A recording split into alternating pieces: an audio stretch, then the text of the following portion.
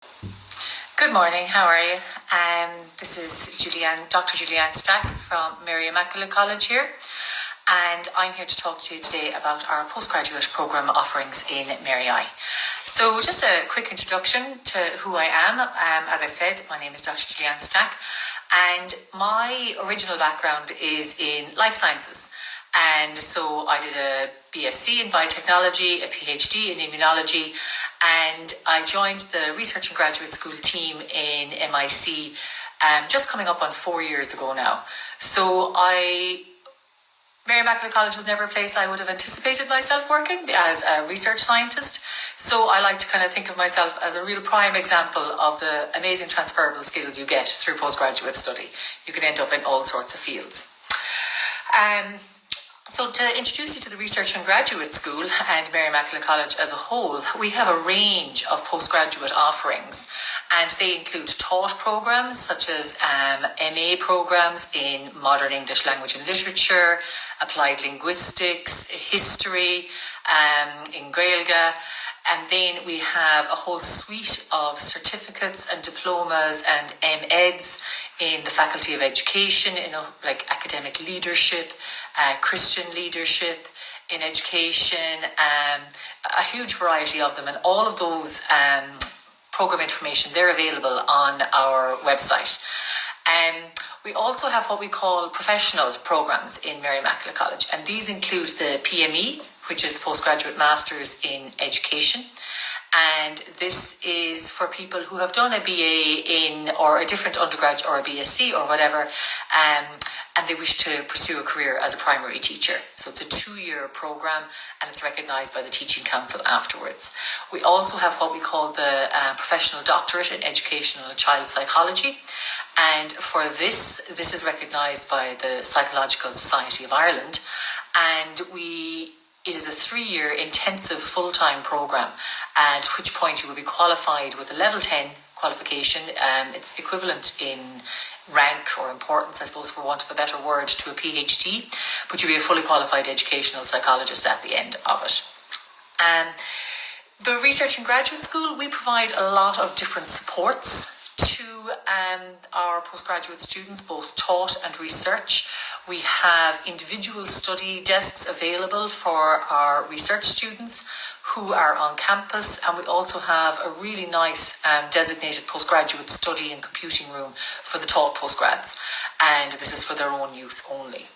We also provide funding mentorship schemes for applying for Fulbright scholarships. Every year we get at least 1 or 2 what we call foreign language teaching assistant awards via the Fulbright, and we've had a few Fulbright awardees as well, and also for the Irish Research Council, and both taught and research postgraduates can avail of these.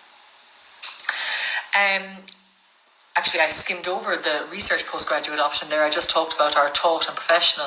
A research postgraduate would be a master's, which is solely by research and thesis, or a PhD, including our structured PhD programs. And this is really, provide an opportunity to very deeply engage with one particular research topic or one nuanced research question in a discipline. And the normal length of time it would take would be around 2 years for a research master's and up to around 4 to 5 then for a PhD. The taught master's programs take 1 year full-time or 2 years part-time, and we have a number of different options in that. Going back then to the Research and Graduate School support, I talked about study spaces, funding, mentorship. The other thing we do is we provide skills training. And we've moved a lot of this supports online over the last couple of months due to the coronavirus issue. But also we would do a lot of online stuff anyhow to kind of enable our distance-based learners to facilitate. And these take the form of kind of quite technical examination type stuff, as in preparing for viva voce examinations, but also workshops on academic writing, such as preparing literature reviews, preparing for conferences, how to get published in academic journals. And the other thing we do then is Mary Immaculate College offers a whole suite of financial supports, such as departmental assistantships, which are essentially a funded teaching assistantship. So you get a fee waiver and a stipend in which to undertake teaching duties while engaging in full-time research degrees. And there are also various postgraduate awards, and all of that information is available on the Research and Graduate School the Research and Graduate School page under supports and funding. In addition, how to apply to all our programs is on that section of the website as well, and you can access it via the faculty pages, via the postgraduate page, and also the Research and Graduate School page. So I'm happy to take any questions that any of you might have, and to get the ball rolling, I'll answer a couple that have come in already. I'll just move that over here so I can see it. So one of the questions that we've received over the last couple of days is someone asked, if I don't have a master's, can I still apply to do a PhD? And this is absolutely possible. So we sometimes have students who come directly from their undergraduate, and so they come directly from their undergraduate degree, and then what they do is they register as a master's student initially, and then within a year or 18 months, they transfer to the PhD register via a formal transfer process. So essentially both the student and the project would be assessed to see if they have the capacity and scope to be expanded into a PhD from an MA. I'm after seeing a question here from Trish Kennedy. Hello, Trish. What is the minimum entry requirements for a postgraduate program? These vary from one program to another. It would be expected really that if you were going to undertake a master's in education, that you would have a primary qualification in education. But you would really have to investigate the eligibility and the entry requirements for each program. Similarly, for a research degree, if you wanted to do a research degree in history, it would be expected that you would have at least a degree or an MA in history. I have another question here that we received recently. Can a PhD in education be done part-time so I can still teach while I'm doing it? Absolutely, that's possible. We have a number of students who have continued with their teaching careers and teaching jobs, and they've juggled their research commitments around it. Before undertaking such a plan of action, I would advise that you kind of have a look at your commitments and lifestyle as is, and make sure that you can fit that in. But no, it is absolutely possible. Particularly with teaching, you do get certain amounts of holidays. If there's any taught components in the PhD, perhaps if you were undertaking the structured PhD, then absolutely they would be fitting in around your weekends and in your holidays. It requires a lot of discipline to be able to juggle all those commitments, and you are kind of forecasting your ability to make that juggling over maybe at least 3 to 4 to 5 years. I see here Elaine Crowley. What supports are available for postgraduate students in MIC? So we have a number of different supports. We have a number of different funding schemes. So if you are an MIC graduate, you may have, depending on the outcome of your degree, if you got a first or a gold medal, you may be eligible for a fee reduction. If you didn't get a letter at the time, it's worthwhile writing to the President's Office to inquire. That's only for people with first-class honours degrees. That would be the main option for the taught postgraduate programs. For the research postgraduate programs, we have a number of other funding supports. So there is, as I described earlier, the departmental assistantship funding scheme, which you apply to the individual department for, kind of almost simultaneously when applying for a research MA or a PhD. We also have the MIC Postgraduate Awards, and these are an annual and open competition, and both current and prospective students are able to apply for those. So that competition is closed now for the forthcoming academic year, but it's due to open again in maybe February of 2021 for the academic year following that.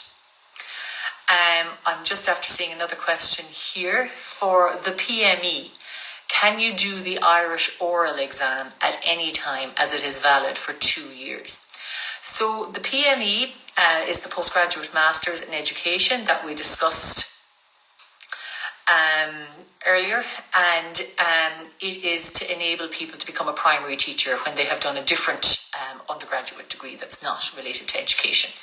So the TEG exam then, this is the Irish oral exam, that is facilitated via an external agency.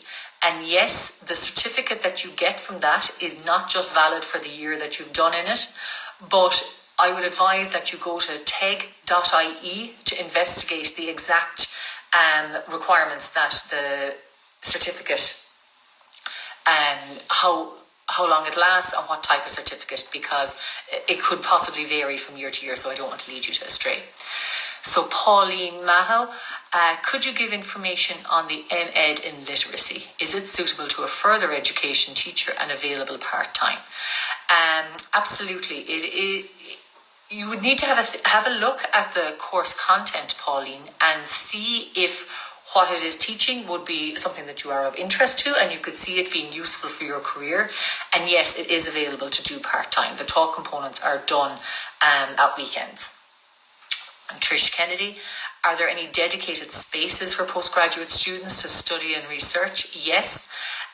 So the research students, so those who are wholly research and based on campus, people who are doing research MAs or PhDs, they can apply to take up an individually assigned study space in what we call the John Henry Newman building, and that is a designated postgraduate building. No undergraduates are allowed in that building, apart from maybe a couple of meetings with an academic person. We also have a really nice, large study and computing room for postgraduate students only, and I think there's maybe around 30 spaces in there, plus another maybe 10 study spaces. So yeah, so we do have designated spaces available for the postgraduates. Firing the questions there, I'm very happy to answer any that you may have. So I've got another question here. When will applicants find out when they have been accepted onto a programme? So this varies depending on the programme. So if it is a taught programme, the taught programmes all have individual application deadlines, okay? And that can vary from programme to programme. In the first instance, I would advise that you contact the course coordinator who will be listed on the programme page to make sure that the programme is running in the forthcoming academic year. Then fill out the taught programme application form and apply. And then you will hear back before the start of term. It varies on how quickly you'd hear back. For a research degree, applications are accepted throughout the year, and we have 2 starting times, which will be September or January, and the start of semester 1, the start of semester 2. It usually takes around a month to 6 weeks to turn around the application. So the application comes in, it involves a completed form, references, a thesis proposal. You need to have an idea of what it is, a very solid and well fleshed out idea on what it is you're going to study and research. And all of that then is processed by the Research and Graduate School office, and then that application is considered by the Postgraduate Research Subcommittee. So they will assess the strength of the application. And so it normally takes, just depending on the timing, that committee meets around once a month. So it depends on how soon, or you could just miss it and then have to wait another month to get it reviewed. So it varies that way. For the PME and the professional doctorate programme, they also have defined application deadlines, which are in the spring. There is an interview process that is a requirement for that, and then successful applicants here from then on after it. So it can take a few months. So I would advise that you plan your applications well in advance. Any more questions coming in there? Okay. So I have another question here from the list that we have received in the last little while. Do people usually take a career break to do the MEd, or can it be done whilst working? This is very much an individual choice, and the MEd can be done full-time over 1 year, in which time, you would not be able to fit in your day-to-day job with that. But it can also be done over 2 years when all the taught components are done either over weekends or during holiday time. So absolutely then it can be done whilst working. It just very much depends on your own commitments, your own lifestyle, whether you can make that choice to give up work for the year and just get it done, or do you want to spread it out over 2 years? So either or is possible. We have another question here. Would I still have time to work while doing the professional doctorate in educational child psychology program? No, really, is the shortest answer to that question. That is a 3-year very intense program in which you would have a juggling of both research commitments, assigned placements, and also then classroom-based modules and lectures. The summer break is a little bit shorter than maybe some other programs, and you would be expected to be carrying out your research during that time as well. So it is very intense to get it done in the 3 years. It is difficult. I know that some of our current students, a lot of them would still maybe live at home. They might and commute. Because the fees are quite expensive. But oftentimes they might be, because most of them would have an educational qualification initially, a lot of them do grinds and things like that so that they can fit it into their own schedule. I see a question here, what programs are delivered online? Thank you, Elaine. So some of our taught postgraduate programs are delivered online. So there is the MID, which is the Mástrucht Idachish, so that is kind of the through Irish version of the MEd, and I know that has a certain amount of online components. The MA in Applied Linguistics, it can be done online, so you don't need to be physically on campus.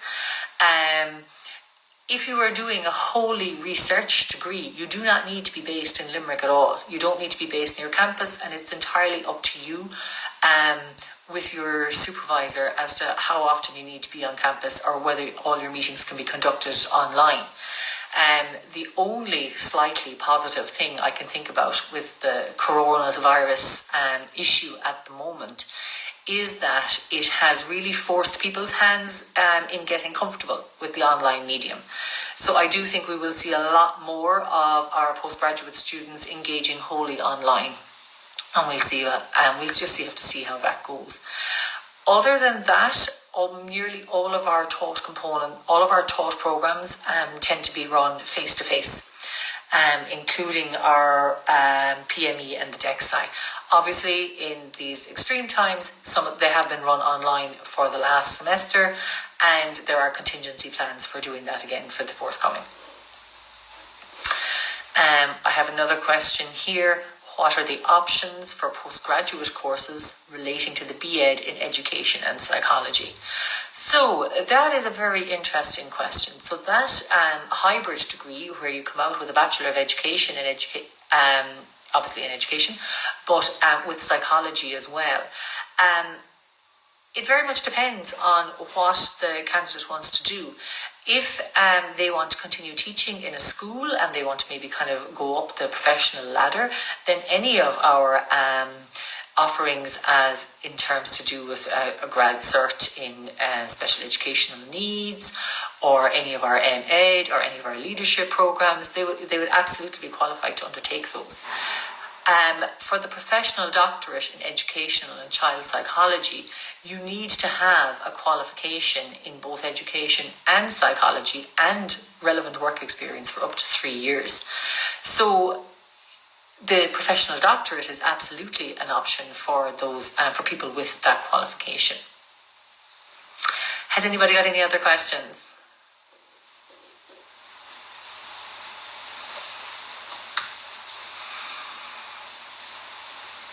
Okay, so I'll talk a little bit more so about why you might want to undertake a postgraduate degree, because this is not an insignificant decision. You know, there is a certain amount of costs involved, there is a certain amount of time involved in that, you'll be making sacrifices in other parts of your life to fit this in.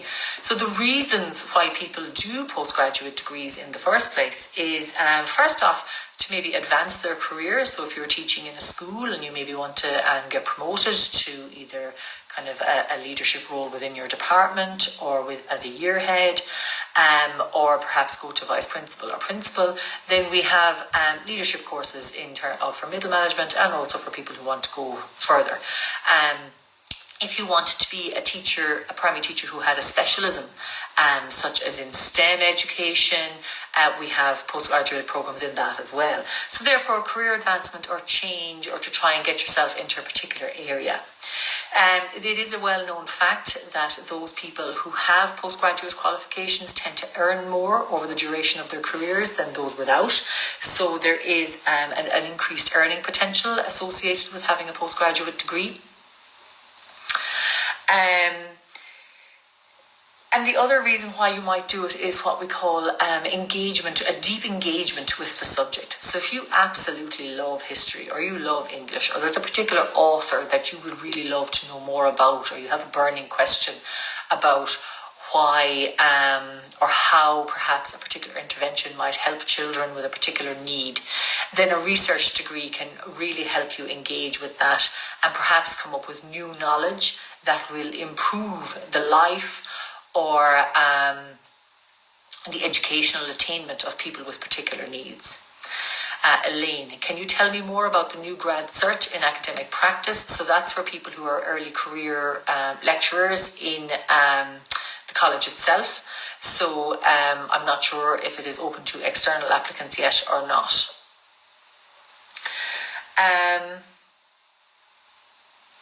The other reason why you might undertake a postgraduate degree is that it gives you a whole suite of other skills that is very hard to get in any other aspect. So these include obviously research skills and techniques, which they're self-honed, they're self-developed. Research management skills, so these would be organizational skills, time and project management, because it really is only you that's going to be driving this research project. It's very much, there's quite a lot of self-discipline involved in it, and self-motivation, and you have to go and find these resources yourself. Personal effectiveness, in that you have to be flexible, with open-mindedness. So when you start off on a research degree, or even the dissertation that is a part of any MEd or NA program, you will have a research question in mind. And it's very important that you don't wholly predict what the answer to that is going to be, because the data might tell you a particular answer. But if you have it very set in your mind that, no, the answer is going to be X, Y, and Z, this intervention is going to work and it's going to have this effect, it can block you to see maybe far more interesting, new and nuanced answers to your intervention and to your research. Your communication skills will be really honed by doing a postgraduate degree, in that you will learn far more sophisticated verbal and written and presentation skills than you would have as part of your undergrad. Networking and team working skills, there may be some group assignments, but you'll also meet other people who are very interested in the same kind of niche topic that you're into. And that can be very useful then as you go forward in your career, because you'll have a little community of practice that you can engage with. Is like, so hey, Johnny, this issue has come up. I know you talked about having that issue in your school before. How did you handle it? And so that's great, because sometimes when you're working in a school or in a particular other area, it can be hard to meet other people in your specialism outside of your immediate environment. It also gives career management skills as well as the networking, funding applications, travel to conferences and presenting. All of these things can really enhance your career. Does anybody have any other questions on any of our taught programs, any undertaking a research degree, the application process, any of our scholarships? I'm happy to discuss.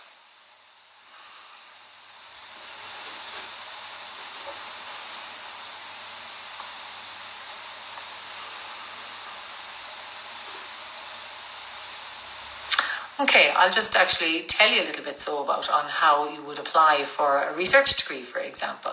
So if you wanted to undertake a research MA in, for example, history, the first thing that you would do is that you would have to come up with a research question. You'd have to have a topic that you really wanted to examine. So it could be that you wanted to examine a particular era, there could be a particular person, a historical figure that you feel has gotten no attention so far. And so you would have to come up with that question, and then you would have to outline in your thesis proposal, which is usually around 3,000 to 4,000 words, how you're going to answer that question. So you need to have a plan before you be taken on as an MA student. And then that thesis proposal, along with 2 references, and these have to be academic references. When you're choosing your referees for an academic program, for a postgraduate program, it's not really a professional reference. So if you have a part-time job in a shop or a bar, then that's not going to be a suitable reference. It needs to be someone who can attest to your academic ability. So someone that would be very suitable would be maybe an undergraduate dissertation supervisor or a lecturer that you know quite well, and they need to know you. And when you're actually asking them to provide a reference, I would recommend that you give them your CV, maybe give them an overview of the project that you intend on doing, so that they can give it actually quite a specific reference. And then the application form, there's an application fee, and there's a CV as well. So all of those things then together come in. So I see a question here, what scholarships are available? So there's a few different funding streams available for postgraduate students in Mary Immaculate College. So firstly would be any of those that are available to former MIC graduates, depending on their class of degree obtained. So if you had a first class honours degree, you may be eligible to avail of what we call a President's Scholarship Award, which is a fee reduction for any master's programme of your choice, or for 2 years of a doctoral programme. So that you'll know yourself if you're eligible for that. Then we have 3 main forms as well of funding. So the college itself has a number of sports scholarships. So I would recommend checking them out. You may be eligible for them. You need to be a fairly high achiever in your own particular sport. The other main funding award then is what we call the Departmental Assistantship Award Scheme. And this is for research students only. So a research MA or a PhD student. And these each department takes on a new departmental assistant every year. And essentially they're almost like a teaching assistant, but they may not have to do teaching duties. It could be other duties. And it kind of works out usually as kind of a maximum of 5 hours per week during the 12 teaching weeks of each semester. So around 120 hours per academic year. And in return for those hours, you get a stipend and a fee waiver. So if this is something that you're interested in, contact the head of department as soon as possible and just ascertain the details of that competition in that department. The other, our most prestigious awards really, are our MIC Postgraduate Awards, and we have 3 of them: a doctoral scholarship, a doctoral studentship, and a postgraduate studentship. And they are advertised around February of each year, with a closing date then in April. So the competition is closed for this forthcoming academic year, but they're an open competition, and they really are based on the quality of the project that you have decided to undertake, and also your academic track record so far. And then departments then would often have one-off scholarships depending on if they come into some external funding. So I know the Department of Theology had one recently. I know the Department of Geography had one recently. So it's worthwhile contacting those heads of department and keeping an eye on the Research and Graduate School page, funding and supports. They're advertised there as well. So there was another question there of what professional development programs are available for teachers. So we actually have quite a few of them. So I'm just going to read off some of the list here. So we have a grad cert, diploma or master's in professional studies and education, a grad cert in autism studies, grad dip MEd in adult and further education, grad dip MEd or MEd in Information and Communication Technologies in primary education, a grad dip in Special Educational Needs, or SEN, an MEd in Educational Leadership and Management, MEd in Leadership of Wellbeing in Education, that's quite a new one, MEd in Religious Education, and then I did say we had an Irish version of this as well, so the MID, so Nidachas Long Gaelgus, the Gaeltachta. So this is really for teachers who are either teaching in Gael Scolana or Gael Colostna, and or perhaps for teachers who would want to move into that sort of environment. MA in Education and the Arts, MA in STEM Education, and then the MEd, Masters of Education, if you didn't want to specialise in a particular topic. Also in our campus in Thurles, we have a grad certificate in middle leadership and mentoring in primary and post-primary settings. And then we have the MEd in literacy education, and that is not just necessarily for teachers. It can be suitable for people who are teaching in further education, or not necessarily just for primary teachers, but it can be for people who are teaching in further education as well.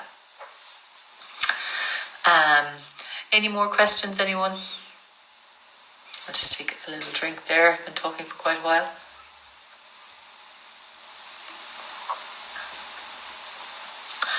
It's great to have so many people attending today. I'm delighted to see you all. Just wondering, do I have anything else to maybe add to what I had already said? No, I don't think so. I'll just give it 2 seconds there now and see if anybody has any questions, and otherwise I will sign off. Okay, we'll let it there. So thank you so much for coming this morning, and this will be available on our channel later on today. Thanks a lot. Bye.